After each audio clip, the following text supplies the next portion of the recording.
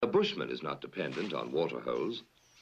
His forebears have had thousands of years to adapt to the Kalahari, so he needs very little liquid, and he knows where to find it. An insignificant-looking dry twig tells him where to dig.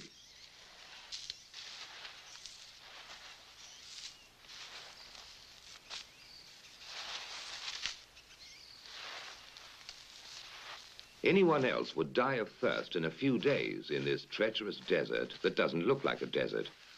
But he can survive for months on end. He unearths a bulbous root, which is really just a solid lump of wood with hard fibers that are merely damp. Civilized man would need some pretty complicated technology and machinery to get water out of it, but he uses the very simplest of tools. His scraper is a stick that has been split to give it a sharp edge, and he produces some dry-looking shavings. But you take a handful, point your thumb at your mouth, squeeze very hard, and wait for it.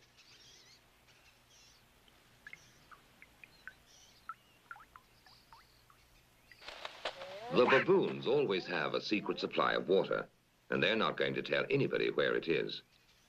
And when a Makhalachari ventures into the deep Kalahari on a hunting trip, he has to find water, because unlike the bushman, he doesn't know how to make liquid from a root. But he has his own way of finding out where the water is. First, he laboriously drills a hole in a giant ant heap when he is sure a baboon is watching him, because he knows baboons are incurably inquisitive. Next, he puts some wild melon seeds into the hole and works them in so that they drop into a hollow. Then he saunters off, knowing the baboon is burning with curiosity. The baboon doesn't trust that human being at all, so he plays it cool. But he's dying to know what gives in that confounded hole. Finally, Mr. Inquisitive can't take it any longer. He's got to know what's in there. He reaches in, grabs a fistful, and now his hand's too big to come out. If he had the sense to drop the seed, he could free his hand.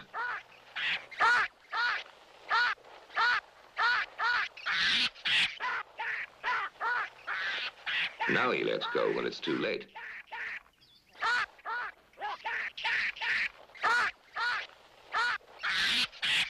So that was a smart enough way to catch a baboon, but he still has to make him talk. Now he knows that salt is very scarce in this particular area, and that baboon is going to eat those lumps like candy. In fact, he has such a ball eating salt that he completely forgets he's under arrest, and that in a little while he's going to be a mighty thirsty baboon.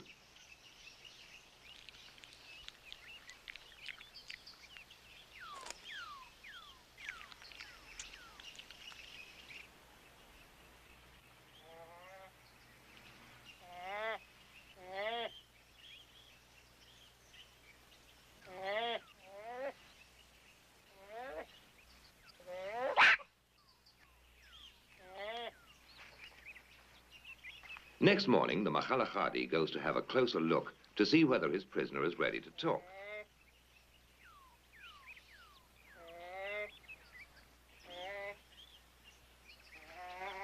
He decides the brainwashing has worked, so he sets him free, knowing that in his condition, he won't care who follows him to the secret reservoir.